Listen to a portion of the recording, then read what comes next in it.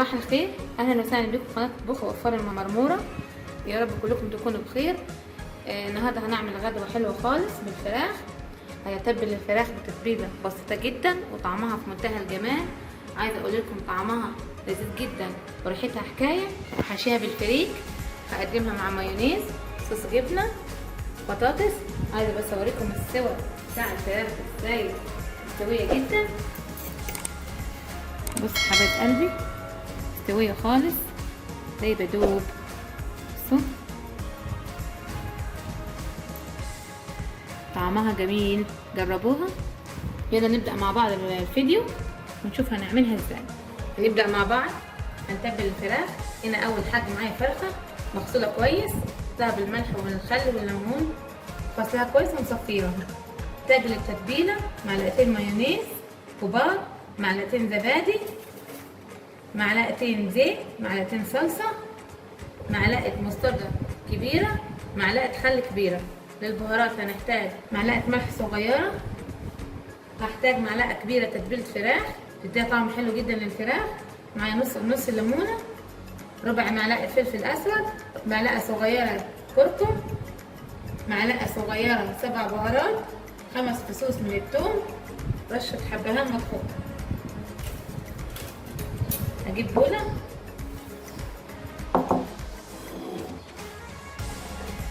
اضيف فيها معلقتين من الزبادي، معلقتين من المايونيز، معلقتين من الزيت والصلصة. هضيف كل المكونات كلها على بعض، والمستردة،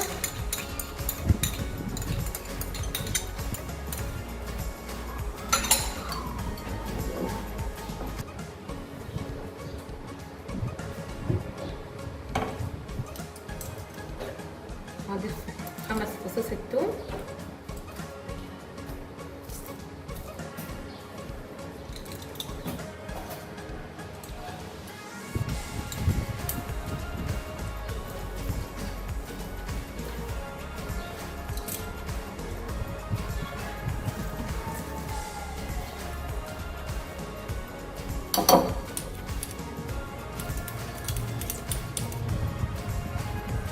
وهضيف البهارات، وهنزل كده هسيب نص ليمون، وهقلب التتبيله كلها كويس مع بعض.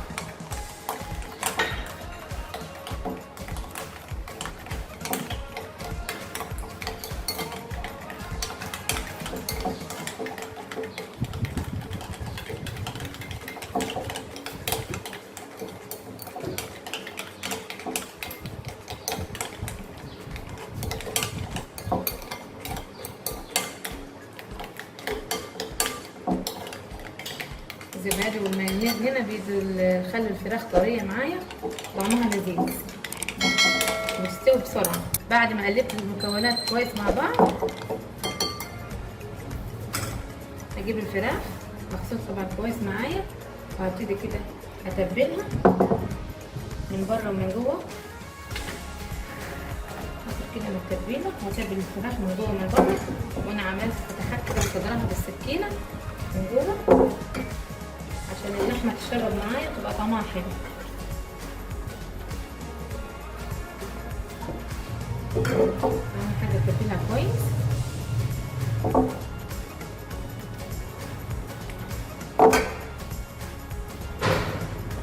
كده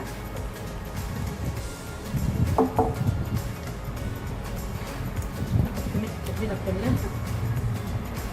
بين الجلد كده، وسط الجلد ومن جوه خالص.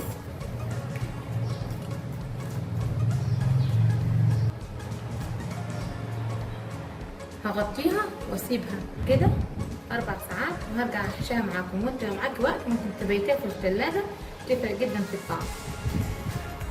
بعد ما عدى على الفراخ 4 ساعات والتتبيله، هنا انا مجهزه الفريك، مجهزاه بالطريقه العاديه البسيطه خالص. جايبه نص كيلو فريك ونقعها لمده ساعه. وبعد كده جايبه بصلايه صغيره مشوحاها بمعلقه سمنه واسيبهم كده يشوحوا مع السمنه. وبعد كده اضيف لها الميه بتاعت الفريك لغايه لما يستوي. هنبتدي نحشي الفراخ مع بعض. افتح كده بالمعلقه وابتدي احشي. جربوا طريقه الفريك دي، طعمها لذيذ جدا، طريقتها بسيطه، مش منقعه غير ساعه بس. وبعد كده بتشوحوا البصلايه. ممكن تحشيها رز، ممكن تحشيها فريك، ممكن تدخليها الفرن من غير حشوه، بس طعمها بيبقى حلو.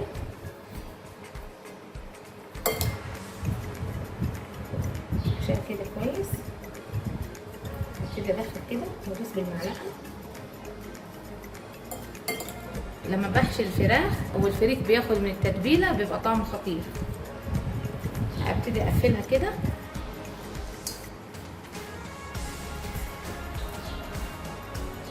هجيب صينيه اعجنها كده بالمعلقه سمنه عشان بس الفراخ ما تلزقش معايا. احط كده الفراخ في الصينيه وهنزل باقي التتبيله.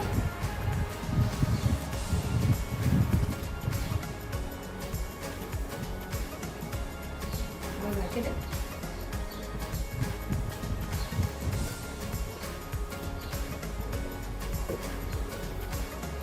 اخر حاجه هضيفها على الفراخ، هضيف كده معلقه من السمنه البلدي، اديها ريحه وطعم. لو مش متوفره عندك ممكن تضيفي معلقه زبده واسحب كده عشان ما تخش الفرن تسيح. تدي طعم حلو جدا للفراخ. هحطيها كده ورق زبده.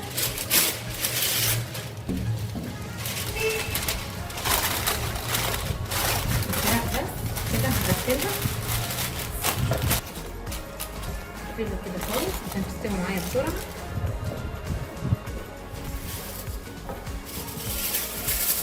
وهغسلها بورق من الفويل.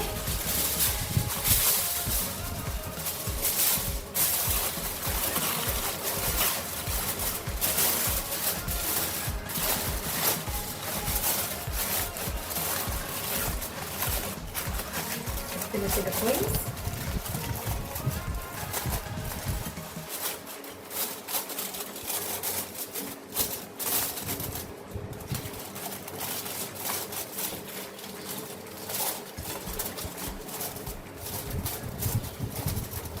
هدخلها الفرن على درجة حرارة 200 في الرف الوسطاني وهنرجع نقدم مع بعض. ادي الفراخ بعد ما استوت، اخدت ساعة بالظبط واستوت. اتهرت خالص. عايزة اقول لكم ان استوت ده بالدوب. بعد ما اخدت ساعة شلت ورق الزبدة وورق الفويل ولعت شواية، اخدت لون بس من فوق. هنقدمها مع بعض. هنا كده البهاريس دي اللي نازلة من الفراخ. عايزة اقول لكم طعمها حلو. ارش كده حاجة بسيطة على وشها للي حابب، ولو ما حباش تضيفي البهاريس دي خلاص.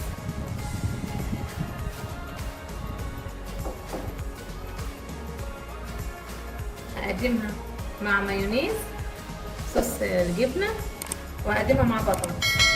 جربوه ان شاء الله هتعجبكم. اسيبكم في رعايه الله. سلام.